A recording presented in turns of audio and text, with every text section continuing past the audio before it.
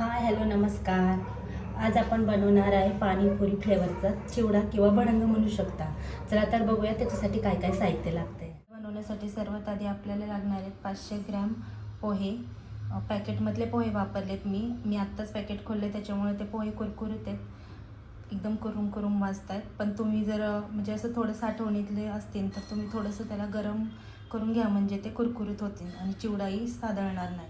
लागणारे साहित्यामध्ये आहे 2 ते 3 चमचे धना पावडर, अर्धा चमचा काळं मीठ, 2 ते 3 चमचे साखर, 2 ते 3 चमचे चाट मसाला, चवीनुसार साधं मीठ, भाजलेल्या जिऱ्याची पावडर 2 ते 3 चमचे आणि अगदी चिमूटभर लिंबूसत्व अगदी थोडं टाकायचं, कारण ते खूप आंबट लागतं. मग तर तुम्ही आपल्या इच्छेनुसार थोडंसं कमी जास्त ते करू शकता.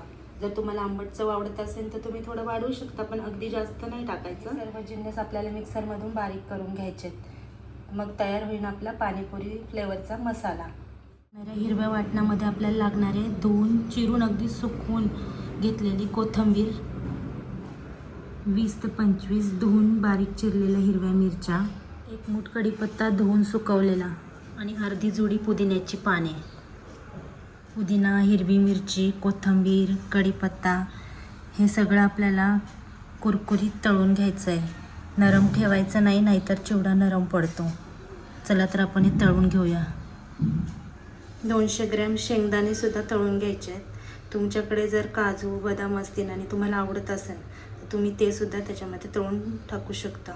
आता माझ्याकडे अवेलेबल नाही आहे म्हणून मी फक्त शेंगदाणेच तळून टाकते. चिवडा मसाल्यासाठी लागणारे सर्व सुके पदार्थ मी मिक्सरला बारीक करून घेते, म्हणजे आपला चिवडा मसाला तयार होईल. घरच्या घरी चिवडा मसाला बनवला ना तर एकदम अगदी फ्रेश, मसाल्याला अशी फ्रेश चव पण येते आणि चिवडाही अगदी टेस्टी लागतो. कुठलीही गोष्ट ताजी अशी बनवून टाकली त्याचा फ्लेवरच काही वेगळा येतो. मसाला वाटून झाला की मग तुम्हाला दाखवते. एकटीचा व्हिडिओ बनवण्यासाठी कोणीच नाही आहे. शक्य होतंय तसं मी बनवण्याचा प्रयत्न करते. आता हे आपण वाटून घेऊया. मस्त फ्लेवर बघा. आपला तयार आहे चिवडा मसाला. तेल थोडं गरम झालं की त्याच्यामध्ये आहे ना थोडंसं मीठ टाकायचं, म्हणजे आपण तळलेला कुठलाही पदार्थ आळणी राहत नाही.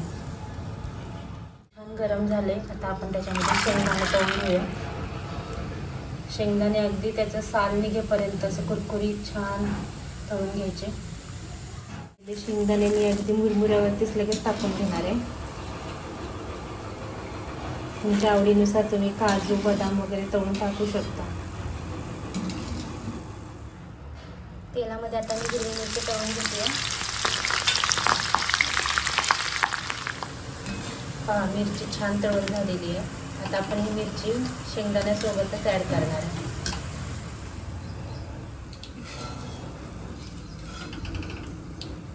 आपण पुदिना फ्लेवरचा चिवडा बनवतोय, तर त्याच्यामध्ये आता आपण भरपूर कढीपत्ता, कोथिंबीर आणि भरपूर असा पुदिना तळून घेणार आहे. चिवड्याला अगदी पाणीपुरीचा फ्लेवर छान मस्त येईल. कढीपत्ता बघा किती छान कुरकुरीत असा खुळखुळ आवाज येतोय, छान तळून झाला आहे. आता हा आपण मिक्सरमध्ये काढून घेऊया. आपल्याला हिरवा वाटण तयार करायचं. कोथिंबीरही छान तळून घेऊया. कोथिंबीरसुद्धा छान कुरकुरीत होईपर्यंत करायची, रंग त्याचं पाणी निघून गेलं पाहिजे. सुद्धा छान तळून झालेली आहे.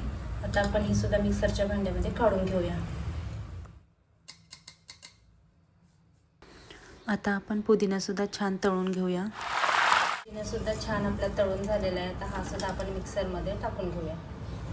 पुदिना, कोथिंबीर आणि कढीपत्त्याचं आहे ना पूर्ण अगदी थंड झालं ना मग मिक्सरला वाटून घ्यायचा. मग तयार होईल आपला हिरवा मसाला.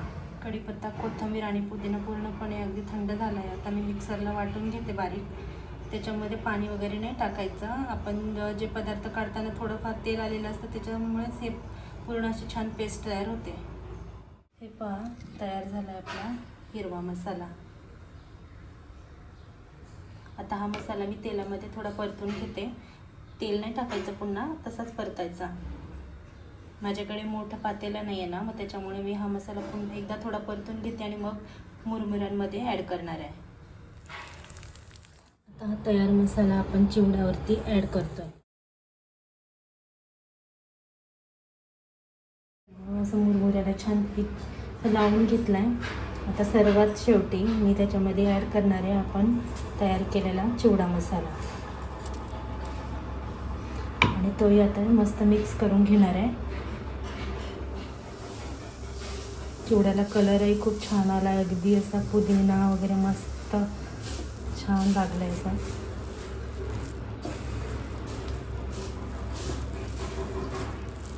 मी हे सर्व मिक्स करून घेते.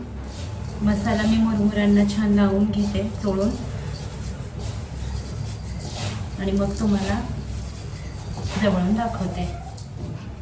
तयार आहे आपला छान आंबट गोड तिखट असा पाणीपुरी फ्लेवरचा मस्त खमखमीत असा चिवडा. माझा हा छोटासा ब्लॉग आवडला असेल तर माझ्या चॅनेलला लाईक, शेअर आणि सबस्क्राईब नक्की करा. चला तर